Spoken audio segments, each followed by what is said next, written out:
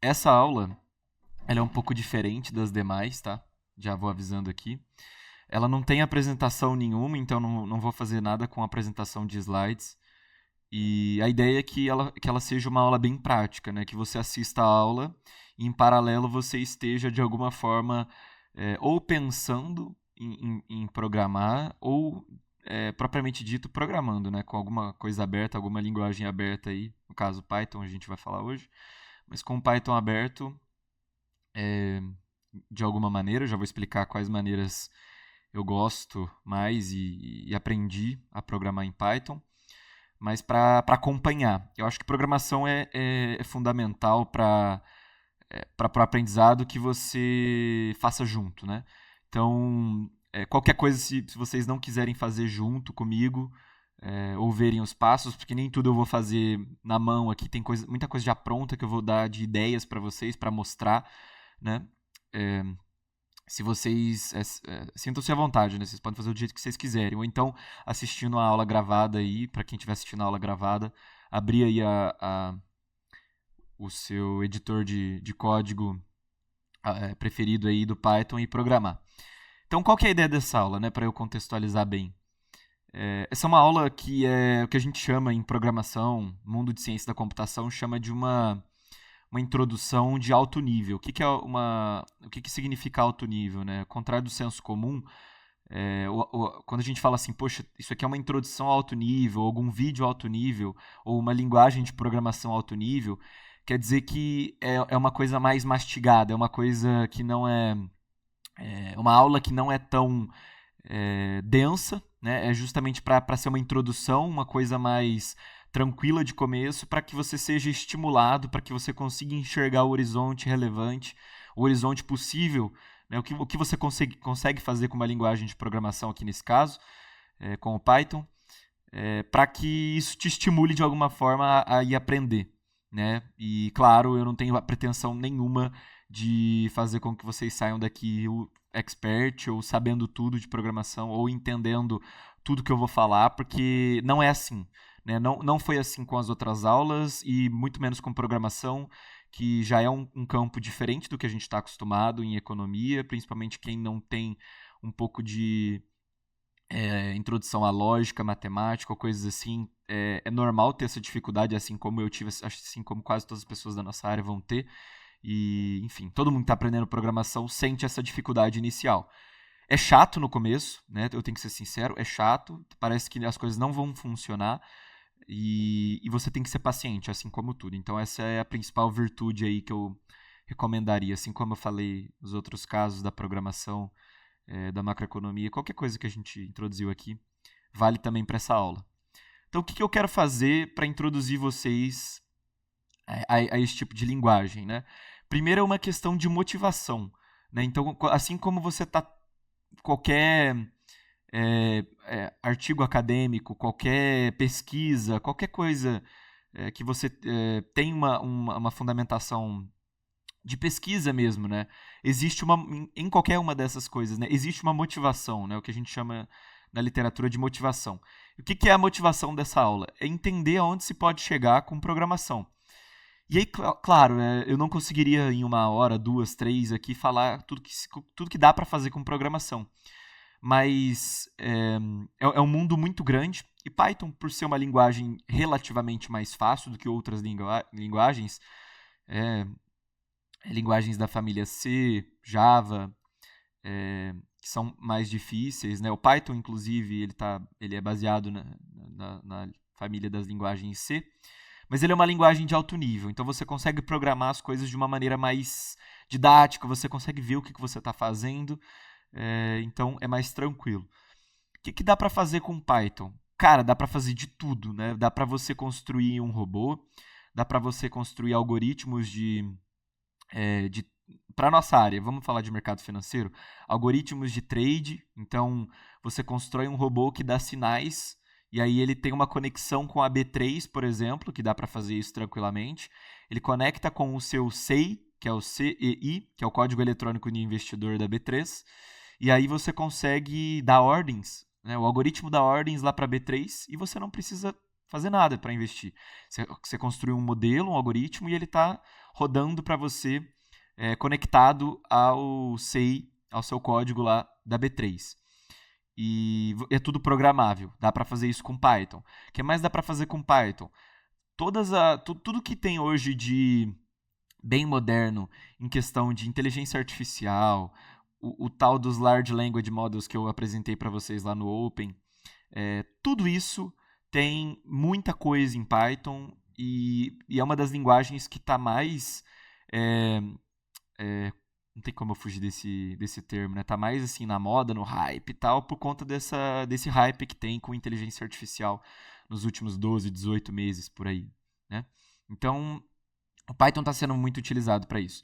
Então, isso são coisas que dá para fazer com Python, mas tem uma infinidade de coisas que dá para você fazer. Dá para, inclusive, né, uma coisa que é muito interessante de fazer é uma coisa que a gente chama de web scraping, né, que é, na tradução literal, é raspagem de dados.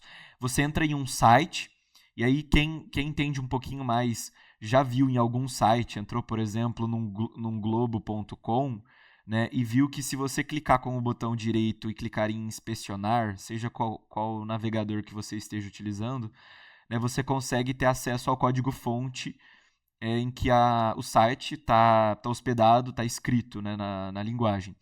E aí, esses caras aqui do inspecionar, você consegue, né, os HTML da vida, você consegue brincar com eles dentro do Python com o uso de algumas bibliotecas para você poder tirar dados, extrair dados de um site. Então, isso chama raspagem de dados, né? Se você pesquisar web scraping, você vai entender. Eu já vou falar um pouquinho de algum projeto, de alguns projetos que usam isso e que eu já fiz para mostrar o que dá para ser feito. Então, é uma outra possibilidade. Então, o que eu deixei de motivação, além de tudo isso, né? Isso aqui, como eu mostrei lá para vocês, eu mandei no grupo também, para vocês terem acesso, mas como eu mostrei um pouco no Open, eu mostrei essa parte aqui do chat GPT que a gente construiu, né? Mas essa aqui é uma dashboard, né? Quem está acostumado com Excel, Power BI, existe uma biblioteca do Python que chama Streamlit, que eu usei para construir isso aqui. É uma biblioteca do Python, ela tem uma documentação, você consegue acessar esse site, e você consegue ver toda a documentação dela, ou seja, como que você faz a instalação dela no Python, como que você usa os comandos. Todas as bibliotecas do Python têm esse tipo de coisa, que a gente chama de documentação. É onde você vai aprender a mexer com as bibliotecas, que no final das contas são funções dentro do Python que fazem alguma tarefa específica. E aí alguém já fez isso para você. Então, eu quero pegar dados do mercado financeiro. Existe uma biblioteca do Yahoo Finance, que é a parte de finanças do Yahoo, que já tem essas funções para você pegar os códigos, pegar dados, por exemplo, do S&P, que está aqui na minha tela, ou de qualquer ativo que esteja listado pela Yahoo Finance. Então você consegue fazer uso dessas bibliotecas para você reduzir o número de códigos. Alguém já fez isso para você, você se aproveita de que alguém construiu isso e aprende a fazer o uso dessas bibliotecas através da documentação. Fechado esse parênteses, vamos voltar lá para a dashboard. Usei uma biblioteca que chama Streamlit para construir e ao invés de usar, por exemplo, ferramentas como Power BI, que inclusive eu não é minha área, né? Mas eu acredito que boa parte das coisas dá para você fazer em Python. Não são substitutos perfeitos, mas tem muita coisa que já dá para fazer com essa biblioteca aqui que é muito legal. Então, o que eu fiz aqui, por exemplo? Né? Aqui tem uma apresentaçãozinha, tem todas as fontes, né, dos dados. Então, aqui, por exemplo, tem o site do Streamlit, que eu mostrei. Você tem acesso a tudo. E ela está na nuvem da Streamlit, dessa biblioteca. Ela deixa você colocar na nuvem. E vocês têm acesso a esse link que eu vou mandar aqui. Qualquer um que entrar tem acesso a esse site, essa plataforma que está na nuvem da Streamlit. Pode falar, Raul. Você comentou do Power BI, né? Que eu saiba, cara, tudo que você faz no Power BI você consegue fazer com Python e até mais. Então, É super suave, você não vai ter limitação nenhuma com isso. Eu só acho que para quem veio de um ambiente do Excel, o Power BI é um pouco mais. Nossa, é bem fácil É para quem bem sabe mexer. fácil. Ele é um pouco familiar, então você não tem que passar por aquele ponto da curva de aprendizado que você tem, é muito íngreme, né, que você sofre muito no começo, né, mas então é mais as pessoas se sentem mais à vontade com o Power BI. Mas sendo muito sincero, acho que quando você aprende a programação, aprende a usar essa biblioteca, por exemplo, é um negócio que, cara, não tem volta. Tem coisa aqui que não dá para você automatizar no Power BI. Até dá com o auxílio do Excel, mas eu, particularmente, acho muito mais tranquilo de fazer uma vez que eu aprendi a programação, o Python. Né? E é muito mais customizável, na minha opinião. Então, é bacana de você aprender. Mas foi um bom parênteses. Vamos lá. Então, essa é a introdução. E aqui você tem algumas páginas. Aqui também você consegue ter acesso aos códigos-fonte que estão lá no GitHub. Para quem não conhece GitHub, o GitHub, se você pesquisar aqui, vai ter tudo que vocês precisarem saber, né, dele. Mas o que ele faz é simplificadamente, é uma hospedagem de código-fonte. Então, eu tenho eu tenho esse site aqui que está na nuvem da Streamlit, e se eu acessar esse repositório, que é onde estão armazenados esses códigos, eu consigo ter acesso aos códigos. Então, tudo que eu fiz aqui, ele está rodando em cima desses códigos que estão abertos, acessíveis para vocês no GitHub. Então, essa é a minha conta do GitHub. E esse é um projeto, é um repositório que eu tenho, que é da Gasset Dashboard. E vocês conseguem ver tudo. Então, ó, essa página aqui que está escrito, ó, Gasset Dashboard. Nós apresentamos a nossa dashboard, tá tudo aqui. Olha onde está aqui, ó. Tá tudo aqui, ó. Tudo no código. Vocês têm acesso a tudo. Tudo que está escrito ali está nesse código aqui que usa a biblioteca Streamlit. Então, isso aqui é um código em Python. Eu estou importando a biblioteca Streamlit e estou fazendo várias configurações que ela me permite para eu montar essa página. Então, vocês podem ver, com 17 linhas, nem isso, né? Porque eu pulei algumas linhas aqui. Com 15 linhas, você consegue montar como se fosse esse site aqui introdutório, né? E colocar na nuvem da Streamlit. Então, assim, uma vez que você aprende, é uma coisa extraordinária. Então, se vocês quiserem acessar, vocês podem entrar no próprio link, clicar aqui em cima, né, no símbolozinho do GitHub, ou aqui no repositório do GitHub, vocês vão ter acesso. E aqui tem os outros acessos, né, que são as APIs. O que são APIs? Vamos fazer um outro parênteses. API é um acrônimo de Application Programming Interface, que é justamente quando alguém vou resumir bastante, né? Quando alguém desenvolve uma plataforma em que você consegue coletar dados daquela plataforma por alguma linguagem de programação.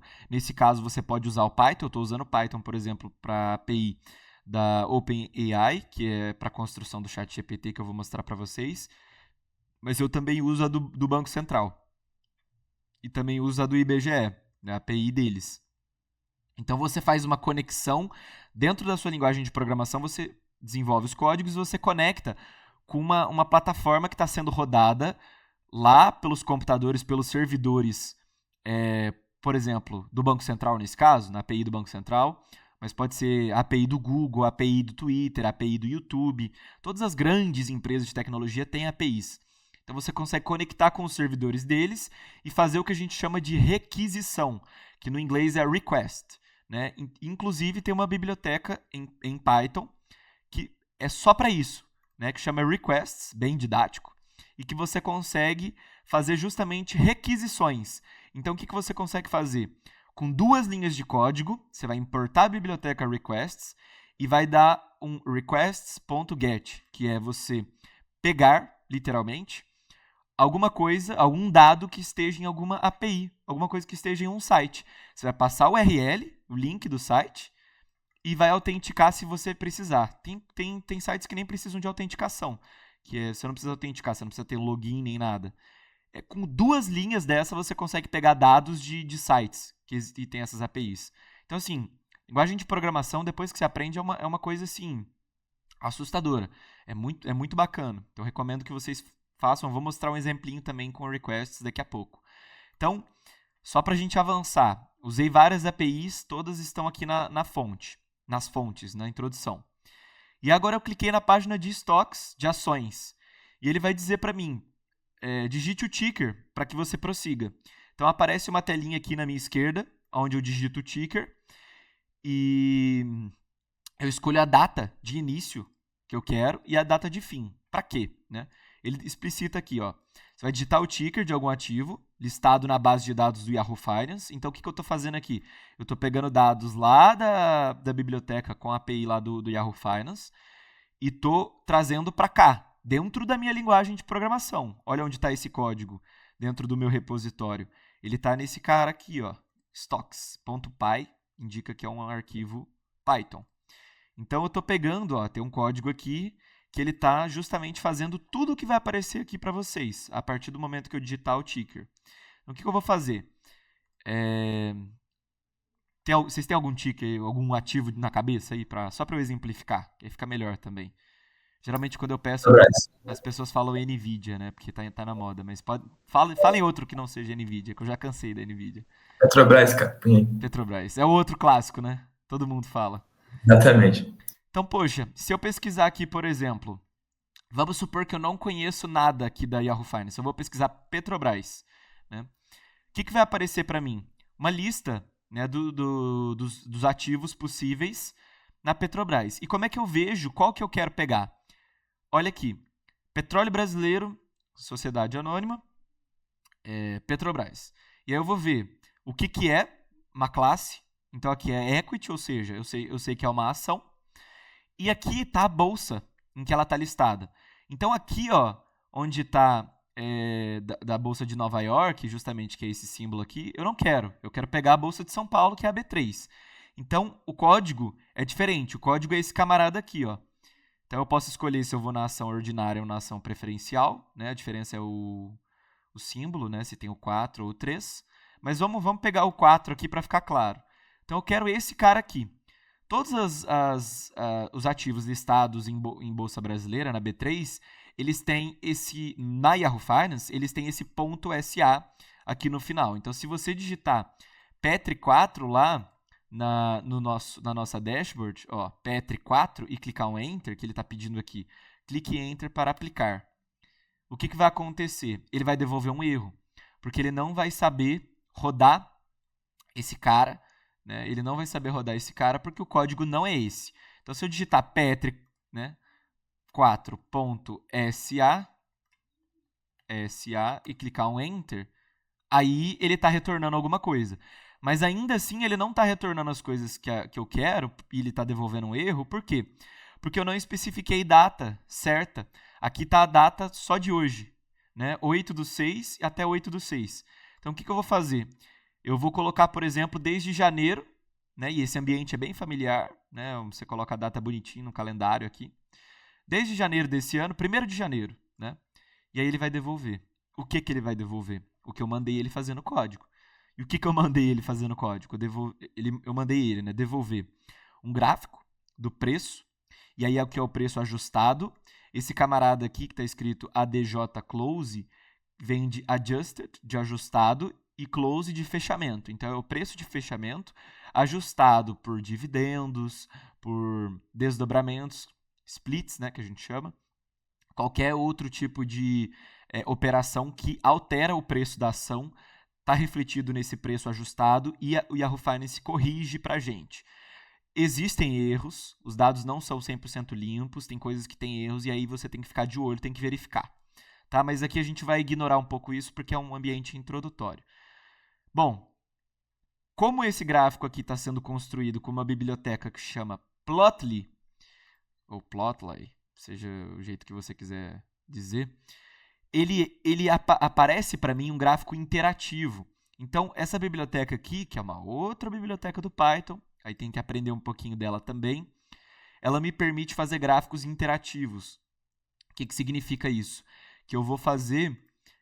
eu posso manipular esse gráfico, eu vou fazer algumas manipulações aqui nele. Então, se eu quiser pegar uma janela específica dentro dessa minha data, eu não preciso vir aqui e alterar a minha data. Eu posso fazer isso aqui, ó, selecionar, e aí ele devolve só aquele período. Então, eu fico brincando com isso aqui. Eu posso dar zoom, e aí se eu quiser voltar, ó, eu venho aqui em Auto Scale e ele volta, né? Eu posso dar um zoom aqui, ó. Posso dar um zoom, ficar brincando de zoom aqui, não sei porque que ele não tá aqui. Zoom in, zoom out, auto scale. Aqui eu posso resetar os eixos, se ele manipular os eixos de alguma forma. Posso ficar brincando, ó. Resetar tudo. E aqui eu posso fazer o download dessa figura como PNG. Ele vai baixar também, ó. Ele baixa a foto. Então, assim, um monte de coisas que dá para você fazer. E aqui tem umas outras coisas que eu mandei ele fazer também. Por exemplo, ele calcula os retornos diários da ação naquele período e devolve isso numa tabelinha que a gente chama de data frame. Eu já vou explicar para vocês, mas é uma tabelinha. Você consegue, por exemplo, fazer o download dessa tabelinha como um arquivo CSV, que é um arquivo separado por vírgulas. Né? Isso aqui é coma... agora eu não lembro o acrônimo certinho, mas é justamente separado por vírgulas. Né? Ô, Dani, Diga. Comma Separated Values. Perfeito. Perfeito. Exatamente. E você consegue abrir ele com Excel tranquilamente, né? Você consegue exportar isso aqui para SSV e abrir ele, você salva ele, depois você consegue abrir ele com Excel. Olha lá, ó, Comma Separated Values File. Muito, assim, incrível isso aqui. E aqui ele calcula, mostra alguns gráficos, então ele faz o histograma dos retornos diários. Então aqui você vai ver, por exemplo, ó, que teve um dia, ó, count igual a 1. Tem um dia dessa minha amostra que a Petrobras teve um retorno de menos 9%. Então ela tem um retorno negativo em 9% em algum dia. Né? Você vai ver que tem uma frequência de retornos negativos bem grande. Retornos muito negativos. Né? Aqui é o gráfico da distribuição. Ó. Você consegue ver que não tem nada a ver com aquela distribuição normal, bonitinha e tal. A média aqui muito provavelmente não vai ser zero. Aqui ó, a média é negativa, bem perto de zero em retorno diário. E você consegue ver outras estatísticas. Aqui, por exemplo, é o desvio padrão, que a gente chama de volatilidade. Aí vocês têm que relembrar a linha lá do Kaique. Acho que é a segunda aula do trainee. Que ele falou bastante sobre isso, né? Sobre retorno, sobre volatilidade. Por isso que aquela aula era importante. Se vocês não lembram, perdão, retornem, voltem àquela aula, né? Um pouquinho de estatística. Tem um pouquinho de curtose e assimetria que eu não vou entrar agora no mérito, mas são outras medidas estatísticas para a gente mensurar uma série histórica, né? Bom, então tem essa parte de ações, tem uma parte também de variáveis macroeconômicas que está com um errinho aqui, eu vou ter que consertar ela, mas você consegue pegar, por exemplo, dados de inflação medida pelo IPCA. Então aqui tem alguns indicadores, ó, tem núcleos de inflação, que eu comentei com vocês na aula de macroeconomia. Tem inflação esperada a 12 meses, então qual a inflação que os agentes esperam daqui a 12 meses. Tudo isso coletado pelo Boletim Focus, que eu também falei na aula de macroeconomia. Aqui tem a Selic esperada também. A Selic esperada vem do Boletim Focus. Então aqui, por exemplo, ele já está me retornando os valores do IPCA, né, o mais atualizado possível. Então esse dado aqui é de abril. Então, na verdade, ele está com erro. Ele não está atualizado, não. Ele era para ele pegar o dado de... Não, mentira. O dado de maio não saiu ainda. Deve sair agora no dia 11 de junho. Tá certo. Que ele sai sempre com uma defasagem. Mas está tá atualizado.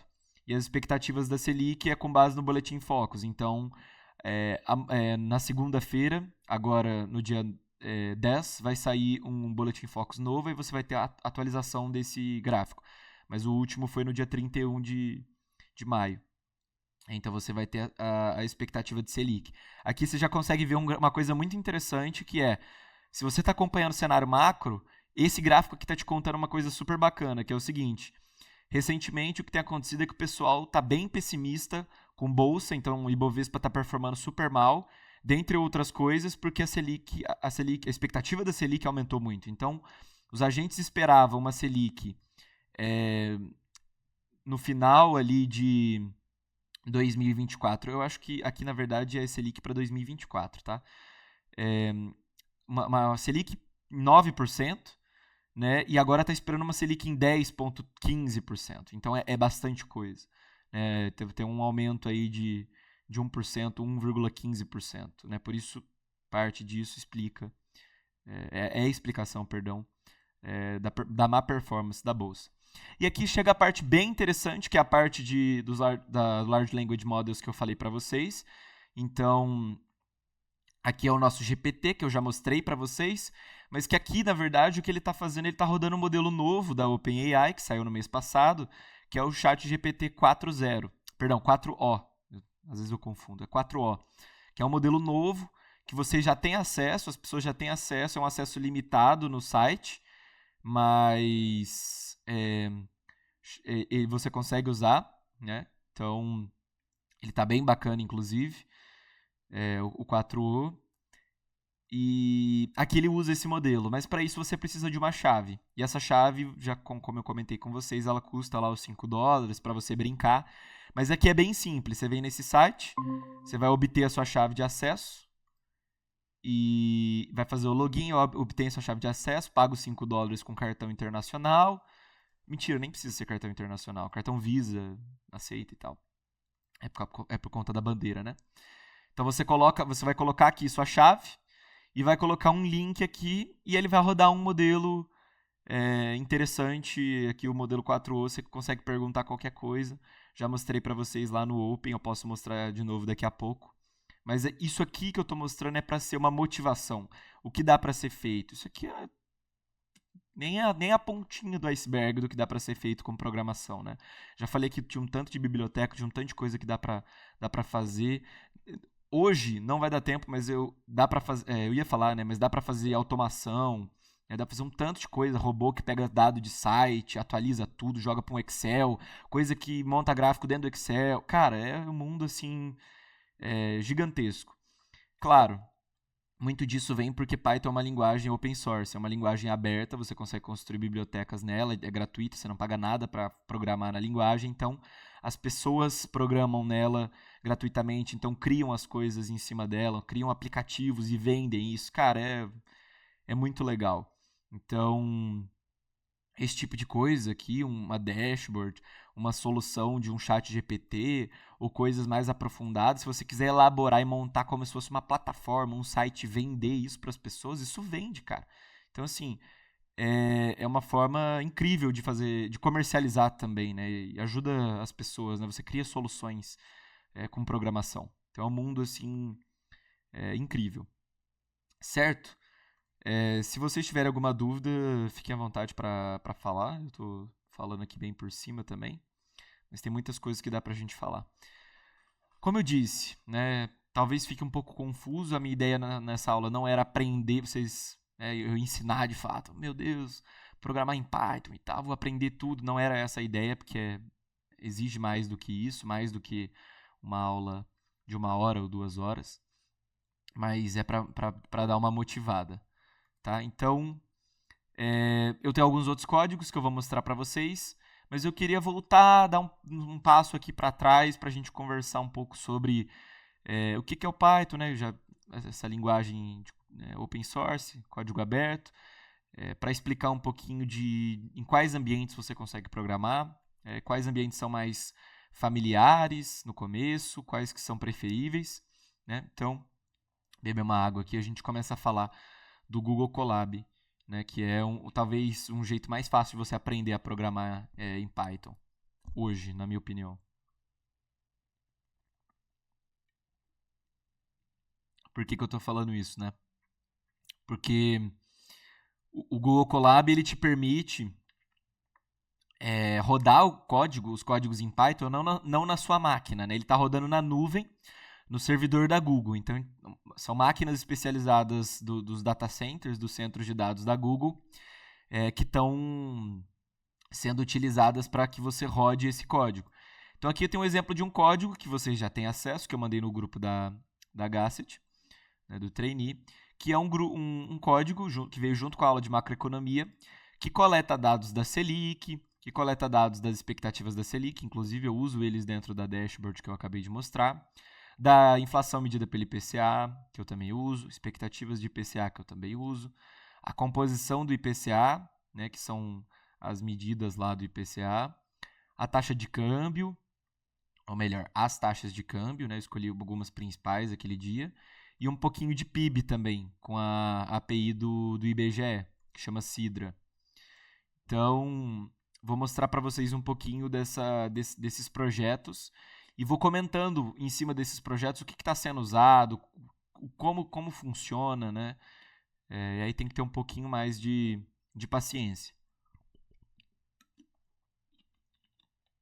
Antes que eu me esqueça, qualquer dúvida que vocês tiverem, como programar... eu tô tendo um erro aqui. Entrem num site, chama Stack Overflow. É como se fosse um Reddit, é um fórum de perguntas em muitas linguagens de programação, mas você pode pesquisar aqui um erro, por exemplo. Então, ou como fazer alguma coisa, né, no Python. E aí você consegue ver em formato fórum, né? Então aqui, por exemplo, aqui tem uma dúvida de Python. O cara está perguntando alguma coisa, chega alguém e responde. Né? Então, tudo que vocês tiverem dúvida, usem e abusem do Stack Overflow. Muitas das coisas muitos dos erros que acontecem, muito provavelmente alguém já solucionou esse erro. E aí basta que você olhe, leia e entenda o que está sendo feito na resposta pela pessoa. É um fórum. Bom, então já falamos um pouquinho sobre a API que a gente conecta para pegar dados, já falamos um pouquinho sobre Python, a ideia dele ser uma linguagem open source.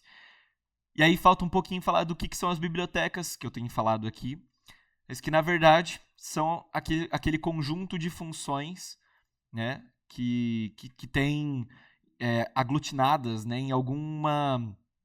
nessa coleção, né, que a gente chama de biblioteca, que te facilita programar alguma coisa. Então, nesse caso, o que uma biblioteca está fazendo?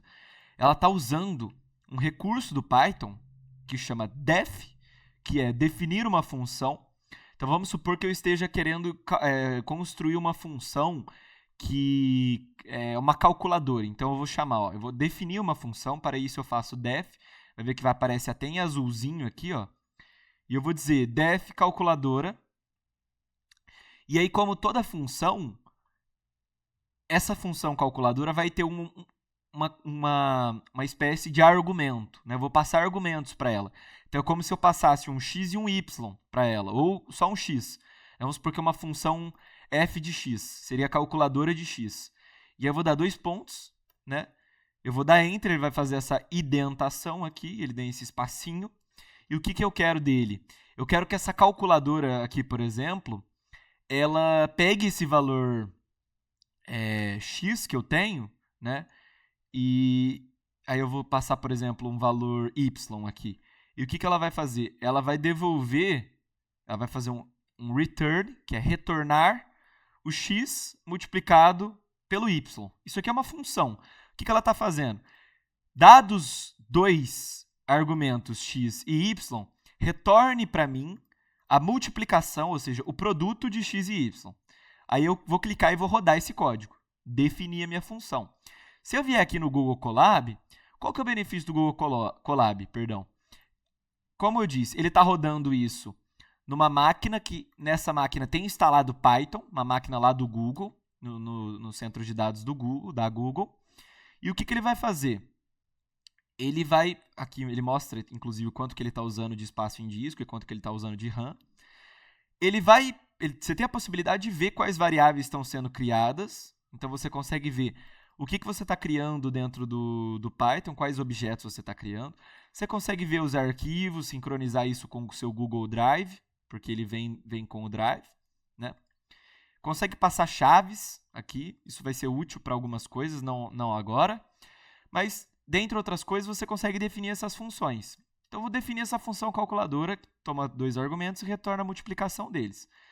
Então, se eu chamar essa função calculadora, ele vai mostrar, olha, tem uma função aqui calculadora. E o que ela faz? Se eu colocar aqui, ó, ele mostra que ela tem ela tem argumentos x e argumento y. Então, o que eu vou fazer? Eu vou colocar calculadora de 2 e 2. Então, x é 2 e y é 2. Aí, o que ele vai fazer? Ele vai me devolver 4, porque ele está calculando a multiplicação. Então, isso é uma função. Isso é um exemplo muito simples, bem besta, para mostrar que eu consigo definir uma função, eu chamo essa função, passo os argumentos dela e ela me retorna aquilo que está escrito depois do return nela. Então, eu defino o que a função faz. E o que as pessoas fazem com Python? Sabendo que ele tem essa possibilidade de criar funções. As pessoas criam funções, e aí pode ser uma função desde de funções simples até funções muito extensas, muitos códigos. E aí você consegue aglutinar essas funções em bibliotecas, e as bibliotecas são esses agrupamentos dessas funções. Então vamos supor que eu queira pegar dados lá do Banco Central, ou lá do IBGE. Existe alguém que fez uma biblioteca, que é um conjunto de funções, para que eu possa usar essas funções. Então, o que eu tenho que fazer para usar essas funções? Eu instalo a biblioteca, e a maneira de eu instalar a biblioteca é através desse comando que chama pip install, que é o instalador padrão da linguagem Python. Aqui tem uma exclamação, no Google Colab a gente costuma usar essa exclamação, uma questão de notação. E logo depois vem a biblioteca que eu quero instalar. Então aqui no código que eu passei para vocês, eu estou instalando duas bibliotecas. Eu estou instalando a biblioteca do Banco Central do Brasil, então ela chama Python-BCB. E eu também estou instalando a CidraPy, que é a biblioteca do IBGE, que eu pego dados do IBGE. Então eu vou rodar esse código aqui e ele vai instalar para mim. O que ele vai fazer? Ele está coletando aqui e está coletando a outra também. Ele está fazendo o download. Quando retornar sucesso, ele vai me devolver aqui que ele rodou o código e vai mostrar, ó, instalei com sucesso as bibliotecas e as dependências dessas bibliotecas. Porque essas bibliotecas podem usar outras bibliotecas, né? Então, é um agrupamento. Você vai aglutinando as funções, as bibliotecas, para você montar o seu código. E aqui que eu estou fazendo? Eu estou importando as bibliotecas que são necessárias para que eu faça o uso dessas outras e programe, de fato, né? Então, o que eu vou fazer? Eu instalei, agora eu estou importando o que eu quero dessas bibliotecas e eu estou importando outras bibliotecas. Então, estou importando também a principal biblioteca para quem quer mexer com Python, análise de dados, que é uma biblioteca muito comum que todo mundo usa, que é o Pandas, né? A gente geralmente faz o uso de uma anotaçãozinha, então a gente importa o Pandas, as aqui de como, né? Então eu estou mandando para ele, importe o Pandas como PD. Então tudo que eu tiver que usar da biblioteca Pandas, eu clicar PD que ele vai rodar. A mesma coisa para essa biblioteca Seaborn, que é para construir gráfico, né? É uma ótima maneira de você visualizar gráfico. Matplotlib, que é uma das mais usadas também para gráfico. E aqui datetime, que é para trabalhar com datas e tempo, né? Então, estou usando essas bibliotecas. De novo, não quero que vocês saibam tudo que eu estou falando aqui. Pesquisem, deem uma olhadinha, né, para ficar um pouco mais claro. A ideia é ser uma introdução. Estou rodando essas bibliotecas, ele vai rodar para mim. E agora que eu importei essas bibliotecas, eu consigo já manipular dados, consigo dar uma brincada, né? Vamos pegar, por exemplo, o Pandas. Se eu digitar PD, o que vai acontecer? E digitar ponto. Quando eu digito uma biblioteca e eu digito ponto, normalmente ele retorna as funções, né, que estão disponíveis dentro dessa biblioteca. Então, ela agrupa funções. Então, por exemplo, se eu quiser ler um arquivo em Excel, existe uma função do Pandas que chama read Excel, ultra didático, que se eu colocar pd.read Excel, eu estou falando da biblioteca Pandas, que eu mandei chamar de pd, importe a função read Excel, que é uma função, assim como era aquela função calculadora que a gente fez, e aqui dentro, se eu ver, ele vai me pedir um file path, que é o caminho do arquivo. Então, eu tenho que dar o caminho do arquivo para ele e eu consigo rodar, fazer a leitura desse arquivo. Isso é só um exemplo de usar a biblioteca Pandas, mas existem vários outros exemplos. Não vou explicar tudo da biblioteca Pandas. Se vocês ficarem com dúvidas, chequem a documentação do Pandas aqui nessa Pandas Documentation. Tudo que vocês tiverem com dúvida, pesquisem a documentação. Ela vai mostrar, por exemplo, como vocês podem iniciar, vocês vão aprendendo bem devagarinho. E aí, óbvio, tem que ter bastante paciência. Alguém levantou a mão? Raulzão, manda ver. Cara, só uma dúvida meio pontual aqui. Como você tá no Colab, quando você for indicar um caminho para ele, você vai ter que colocar no Drive, é isso? Tem duas alternativas, Raulzão. Essa é excelente pergunta. Eu posso upar ela no Drive, tá? Então eu posso vir aqui na pastinha de arquivo e montar Drive. Se eu clicar aqui, ele vai subir tudo que eu tenho do Drive na minha conta que está logada do Google para esse ambiente do Colab. E aí eu consigo importar tudo que tiver no meu Drive. Então, como você disse, é uma solução.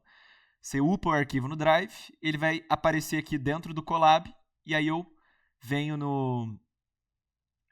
no arquivo e vou dar um exemplo aqui, tá? Só para eu não subir o Drive, porque ele vai subir muita coisa, eu não quero que ele suba. Mas vamos supor que isso aqui fosse os arquivos que eu tenho lá no Drive. E aparecer uma coisa muito parecida com isso. E aí vamos supor que tem esse arquivo aqui, .csv. Eu vou clicar nesse arquivo e vou vir aqui em copiar caminho. Aí o que ele vai fazer? Eu vou dar o pandas e eu vou mandar ele ler esse Excel. E aí o que ele vai fazer? Quando eu dei o Ctrl V, ele cola o caminho do arquivo. Então, ó, eu cliquei esse California House em teste aqui, né? Então ele está devolvendo, ó, tá na pasta content, na pasta sample data e aqui o arquivo e a fonte dele. Só tem um problema, que ele é .csv, então eu não posso usar o Excel, tem que usar o read CSV. Se eu rodar, olha lá, ó, ele rodou a base, tá vendo? Fez sentido? Aham. Deu pra entender sim, obrigadão.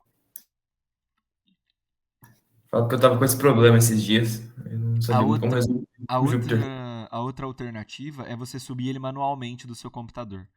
Só que qual que é o problema? Ele vai durar enquanto durar a sessão. Quando você desconectar da internet, aí ele some o arquivo. Porque você não vai ficar armazenando um arquivo no servidor da Google pro resto da vida sem pagar nada, né? Então eu poderia encher aqui de arquivo, isso ia ter que estar armazenado nos discos físicos lá das máquinas nos data centers da Google. E, enfim, enquanto durar a sessão, enquanto você estiver conectado com a internet, conectado no ambiente do Colab, aí você consegue ter acesso. Por isso que eu não recomendo fazer desse jeito. Quando você for rodar um Colab, upa ele no Drive, que é mais fácil porque ele já está salvo no seu Drive. Toda vez que você entrar, vai estar aqui aparecendo no Drive, já era. Sacou?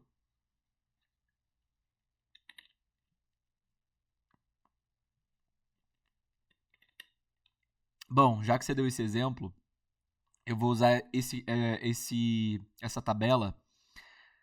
Esse arquivo, só para a gente voltar um passo atrás também, ele é um arquivo CSV. Só que quando eu passei ele para o Pandas, se eu vier aqui na documentação do Pandas, eu vou entender o que essa função read underline CSV, perdão, o que ela está fazendo, né? Vamos entender o que ela está fazendo. Eu vou aqui nesse user guide aqui, eu não sei se é aqui. Deixa eu dar um read CSV aqui na documentação para ver se ele aparece. Olha lá. Pandas read CSV. Aqui mostra todos os parâmetros que você precisa saber. E aqui ele dá uma breve descrição do que você consegue fazer com a função. Aqui, ó, ele te diz: leia um arquivo CSV, né? Leia um arquivo CSV em um data frame. Aí você fala, cara, o que é um data frame?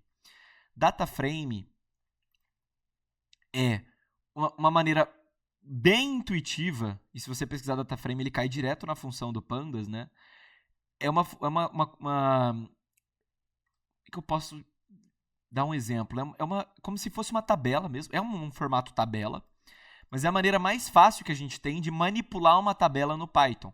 Porque o Python ele tá acostumado a fazer cálculos vetoriais. Então, isso aqui é como se você estivesse considerando uma matriz.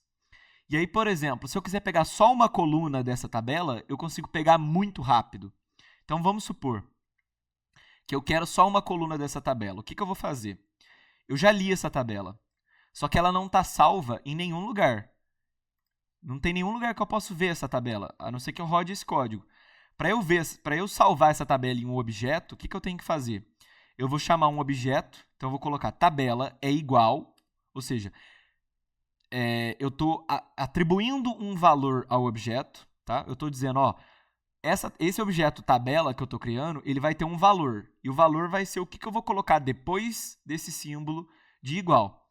Vai ser da biblioteca pandas a função readCSV e o caminho do arquivo é esse camarada aqui. Quando eu rodar esse código, ele não vai aparecer essa tabela. Por quê?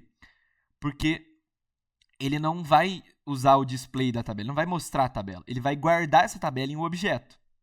Então, se você vier aqui em variáveis, ele já mostrou aqui, já apareceu para mim essa variável cujo nome é tabela. O tipo dela é um data frame, que é o que a função do pandas está fazendo para mim, que é justamente esse formatinho de tabela que a gente usa para manipular dados. A forma, ela tem 3.000 linhas, como vocês tinham visto aqui já, ó, 3.000 rows, linhas, para 9 colunas. Ele mostra aqui, ó, 3.000 linhas, 9 colunas, e ele mostra os valores. O que são esses valores? O nome das colunas.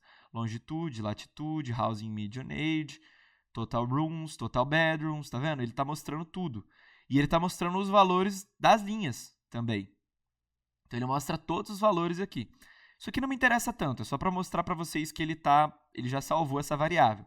Se eu digitar só tabela aqui e dar um Enter, um Shift Enter, que é o que a gente usa para rodar, ou você clicar aqui, ó, Ctrl Enter ele também roda, mas Shift Enter também funciona. Aí ele mostra a tabela. Então agora eu tenho salvo um objeto que está armazenando esse data frame. Toda vez que eu clicar em tabela e rodar esse código, ele vai me devolver essa tabela. Beleza.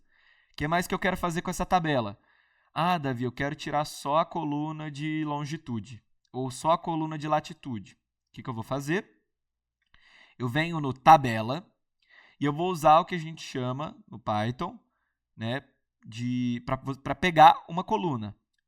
Quando eu coloco esse brackets aqui, que é o colchete, que a gente chama, ele já me devolve, se eu clicar nas aspas, né, quando eu clico em aspas, ele devolve 2 aspas para eu colocar alguma coisa ali dentro das aspas, ele já aparece, era para ele estar aparecendo, ele deixou de aparecer agora, deixa eu digitar de novo, tabela e aspas. Ele devolve comumente o nome das colunas, porque ele entende que eu quero pegar as colunas com essa notação aqui. Então, para você pegar uma coluna no Python, você vai fazer o seguinte, você vai chamar o seu data frame, vai colocar os colchetes, dentro dos colchetes você vai colocar a aspa e você vai colocar aqui longitude. Olha lá o que ele devolveu. Só a coluna de longitude. Tá vendo? Ó, name, longitude. Tamanho, em inglês, 3.000. Por quê? O tamanho é o número de linhas que tem. E o tipo, que é float. Não conversamos disso ainda. Boa oportunidade para dizermos. O que é um tipo float? É um tipo numérico, que a gente chama no Python. E note que ele tem 2 casas de arredondamento. Então, ele é um float de 64 bits aqui. Vocês podem pesquisar mais até sobre os tipos, né, do Python. Mas existem tipos de dados. Um tipo que a gente já trabalhou são esses data frames. Isso é um tipo de dado que eu estou trabalhando. É uma tabela. O que mais? Existe o tipo float, que é um tipo numérico. Existe um tipo que são strings. O que são strings? São formatos de texto que a gente chama no Python. Aqui a gente não vai ter nenhum exemplo que trabalhe com strings diretamente, mas a gente está focado aqui num ambiente de análise de dados. Mas pode aparecer uma string, você tem que aprender a manipular texto. Então são vários tipos que você mexe com o Python. Para você ver qual é o tipo de um objeto, você faz uma coisa muito simples que digita type e entre parênteses você coloca o seu objeto. Se eu digitar type tabela, o que vai aparecer? Normalmente era para aparecer data frame, porque está até aqui. Já conversamos sobre isso, que ele cria o data frame. Então vamos ver. Type tabela. Pandas data frame. Então ele está dizendo, ó, isso aqui é um data frame da biblioteca Pandas, ou seja, ele foi criado a partir da biblioteca Pandas. Se eu digitar type desse camarada aqui, ó, tabela longitude, que ele saiu com... Aí. Eu peguei esse objeto aqui e coloquei dentro da função type. Tá vendo? Essa função type ela tem um argumento, que é um objeto, e ela devolve o tipo daquele objeto. O que é o tipo desse objeto? Uma série do Pandas, que a gente chama de série, e aqui no caso é uma série de números.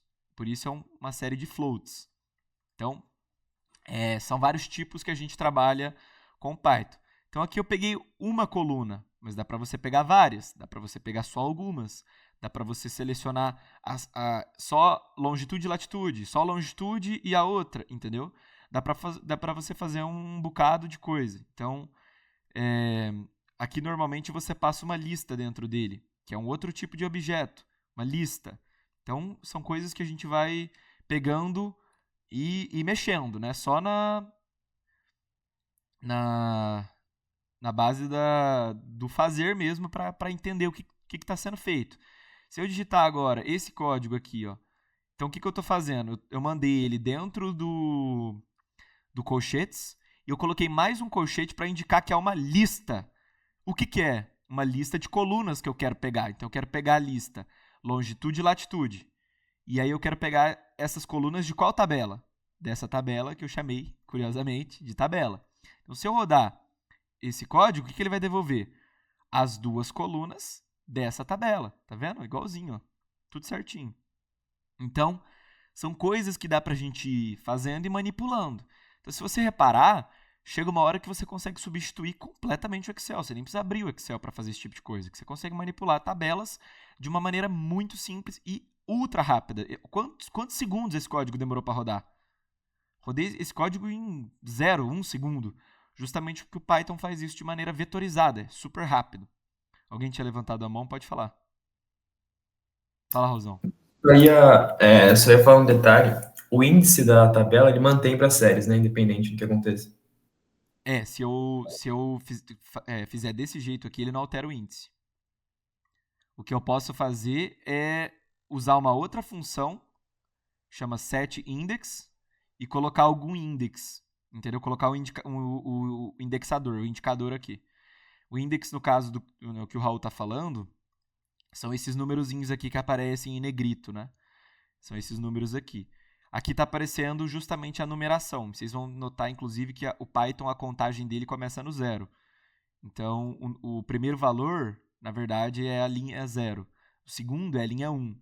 Então, é uma coisa da linguagem mesmo. Mas esse cara é o índice. Então, quando eu faço essa manipulação, o índice se mantém, a não ser que eu especifique algum caminho para ele. Eu quero que o índice seja tal coisa, quero que o índice seja outra coisa. Então, por exemplo, se eu não sei se vai funcionar aqui, talvez funcione, mas se eu colocar acho que eu tenho que fazer antes, na verdade. Testar. Se eu colocar chamar esse data frame tabela e digitar a função setIndex, que é literalmente setar o index, ou seja, especificar um index, ele vai mudar esse index aqui dessa tabela. Então, por exemplo, quero que o index seja a coluna, sei lá, population. Tem que digitar certinho do jeito que está ali, está em minúsculo. Vamos ver se ele vai ou se eu vou ter que chamar o... Olha lá, aí virou o índice population. Inclusive, quando ele faz isso, ele até exclui, né? Ele tira a coluna... Então, eu fico com um data frame com 8 colunas, porque ele não considera o índice. E ele exclui, antes tinha 9, ele tira essa coluna population e joga para o index. Sacou? Essa função é muito útil, inclusive. Também tem como trabalhar com multi-index, que é agrupamento de index. É bom. Eu vou mostrar um exemplo disso aqui. A gente usou para poder pegar... aqui, ó. Já tem aqui, ó. Mas aqui eu não fiz com multi-índice. Mas tem aqui, ó. Multi-index. A gente fez para poder pegar dados lá do Tesouro Direto, Raul. Que eu já te falei desse código, eu acho. Olha lá, Tesouro Prefixado, Tesouro IPCA, Tesouro Selic. E aí a gente usa um pouquinho desse multi-index. Bom. falei um pouquinho do data frame, eu aproveitei, né? Eu nem ia falar muito, falei um pouquinho dos tipos. Não vou entrar em todos os tipos, existem vários tipos que vocês podem aprender, vocês vão aprender quando vocês tiverem que botar a mão na massa, né? Existe o que a gente chama de dicionário, né? Que é o dict, existe string, float, que a gente falou brevemente, aí tem o Panda Series, né? Que é PD Series, tem PD Data Dupla. Frame, tupla, tem um tanto de formatos, né? Tipos que a gente chama, tipos primitivos a gente chama numa linguagem de programação, que eu não vou entrar nos méritos aqui. Então, passado esse contexto inicial, eu quero apresentar, né, rodar esse código aqui com vocês para ir mostrando o que ele está fazendo. Mas antes, né, já falei um pouquinho da dashboard lá atrás, só mostrar para vocês outras coisas que dá para fazer antes de eu falar do código da aula de macro. Aqui é um código, por exemplo, que eu não fiz com o Colab, então aqui eu fiz com o Jupyter. Aí aqui eu preciso ter o Python instalado na minha máquina, tá? Inclusive, eu também não vou entrar no detalhe da instalação do Python, mas assim, é muito tranquilo de instalar, eu vou indicar aqui os caminhos para vocês, mas é bem tranquilo de instalar também. Mas aqui o Python já está rodando dentro da minha máquina, né? Ele está rodando no Jupyter. E aí é bem tranquilo de ver, porque ele roda em blocos, né? Você consegue comentar bonitinho, assim como o Colab, né? São coisas, são notebooks, né? Que eles chamam. É bem tranquilo de ver o que está sendo feito. E aqui o que eu estou fazendo? Eu estou usando Yahoo Finance de novo. A biblioteca do Yahoo Finance que eu mostrei para vocês, eu estou usando ela. E eu estou usando também uma outra biblioteca que chama Stats Models. E por que eu estou usando essa Stats Models? Porque nesse código eu vou calcular o beta das ações. Então quem já teve experiência aí com finanças sabe que eu estou falando de calcular beta. E aí você não precisa ficar indo lá no Yahoo Finance, no Investing, naqueles sites lá e vendo aqueles betas mal calculados que eles têm lá. Você pode calcular o beta aqui na mão, na prática. Então o que a gente vai fazer? Roda esse código. O que eu vou fazer? Eu vou rodar esse código para instalar, de novo, usando o instalador do pip install, para poder instalar o Yahoo Finance. Então ele está rodando aqui, o asterisco indica que ele está rodando. Rodou, instalou para mim o Yahoo Finance. Vou importar ele e essa Stats Models e outras bibliotecas também. O Seaborn que eu falei para vocês para poder plotar gráfico, que eu acho bonitinho, mas você pode usar qualquer plot que você quiser. Eu acho que aqui ele não vai aceitar porque eu não importei o Matplotlib. Aí. Matplotlib. PyPlot. Aí. Só para ele rodar o código aqui. Aqui o que eu vou fazer? Eu vou criar um outro tipo que eu falei para vocês. Lembra que eu falei para vocês do tipo lista que está entre colchetes? De novo, o que eu vou fazer? Eu vou criar uma lista chamada ativos. Dentro dessa lista vai ter as ações do JP Morgan, do Bank of America e do S&P 500, do jeito que está lá no Yahoo Finance. Então, se eu vier aqui no Yahoo Finance e digitar, já está mais fácil aqui o S&P 500. Olha o código do S&P 500. Então, eu vou ter que vir aqui e criar esse código aqui, que tem um chapéuzinho, inclusive. Olha lá, tem um chapéuzinho, não pode errar, inclusive, né? Pegando o JP Morgan, o Bank of America e pegando o S&P 500 para compará-los.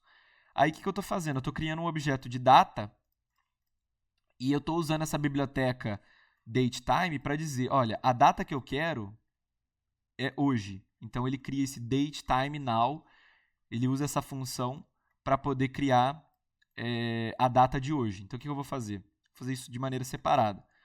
Primeiro eu crio a lista. Então a minha lista de ativos que eu quero vai ser o JP Morgan, o Bank of America e o S&P 500. Criei essa lista. Se eu mandar printar essa lista, ele vai aparecer. Né? Só para garantir com vocês que eu não estou falando bobeira, o tipo desse objeto é uma lista. E aí o que eu vou fazer também? Eu vou usar essa biblioteca datetime e vou usar uma função dela que chama now, que é literalmente agora. E se eu rodar isso, ele vai devolver um arquivo datetime, ou seja, data e tempo.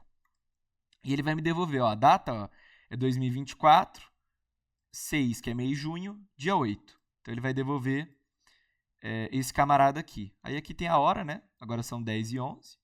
E aqui ele devolve até segundos, a precisão bem boa. Mas eu não preciso disso aqui, tá? É só porque, inclusive, a biblioteca aceita desse jeito. E aí vou usar uma outra função, que é bem interessante, chama timeDelta, que eu quero criar no meu objeto 5 anos atrás. O que vai ser 5 anos atrás? Vai ser hoje, que está armazenado nesse objeto data, menos um delta, que é uma diferença, de 360 dias vezes 5, porque eu estou pegando 5 anos atrás. Então eu vou fazer isso. Quando eu vier aqui nos 5 anos atrás e der um print, o que ele vai devolver? 2019, e ele vai devolver julho, inclusive 5 de julho, aqui eu poderia até ajustar, né? Mas ele devolveu 5 de julho. Vamos supor que tá tudo bem, considera aí 5 de julho, tá ótimo. Não é bem exatamente os 5 anos certinho, mas você pode colocar isso manualmente também, se você quiser. Aí o que eu vou fazer? Eu vou instalar, eu vou pegar os dados, eu vou fazer o download dos dados direto do Yahoo Finance. Então, lá da biblioteca Yahoo Finance, faça o download, ou seja, estou chamando uma função da biblioteca Yahoo Finance. Faça o download dessa lista, né, de ativos, que são esses camaradas aqui. A data de começo vai ser a data 5 anos atrás e a data de final vai ser a própria data que eu defini, que é hoje. Então, se eu vier aqui e fazer isso justamente só para vocês verem o que está sendo feito, o que ele vai devolver? Eu digitei ativos com 2 S. O que ele vai devolver? Ele vai fazer o download e ele vai devolver um data frame, tá vendo? Com o preço de fechamento ajustado, com o preço de fechamento, o máximo, a mínima do dia, o preço de abertura, que é o open, e o volume de negociação. Ele devolve tudo isso.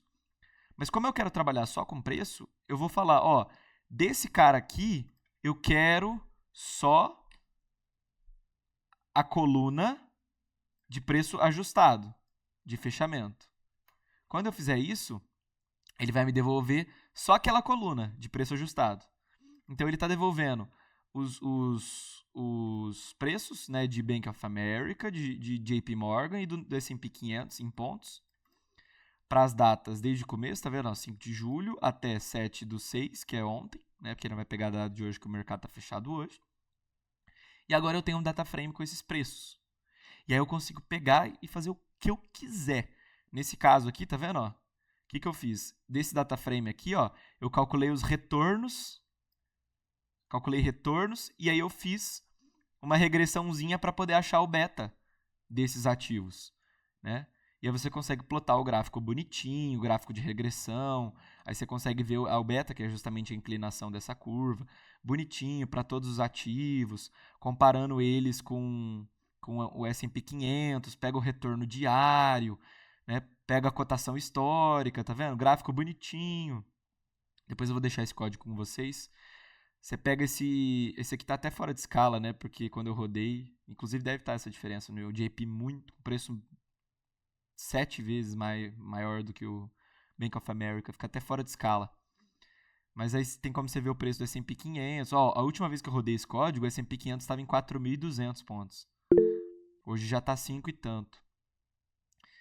Matriz de correlação, tudo bonitinho, aqueles trabalhinhos de finanças que vocês já devem ter tido. Dá para fazer tudo isso com o Python de uma maneira bem tranquilinha, fazendo isso aqui nesse código, bem fácil. E está comentado, inclusive. Alguém levantou a mão, pode falar. Tem componente secundário nesses gráficos aí? Você comentou da diferença de escala? Tem como pôr eixo secundário. Eu só não lembro a função que faz isso no Pandas. Perdão, no Pandas não, no Matplotlib. Que eu estou usando o Matplotlib para fazer os plots aqui, se não me engano. Que é uma das bibliotecas mais utilizadas aí para você fazer o plot. Não, eu tô fazendo pelo Seaborn, desculpa. Tô fazendo pelo Seaborn. Não tô fazendo pelo Matplotlib. Se não me engano, o Seaborn também tem como fazer eixo secundário, tá? Eu tenho que ver na documentação dele como é que faz isso. Mas eu acho que é dentro da própria função do plot, ele permite já fazer o eixo secundário.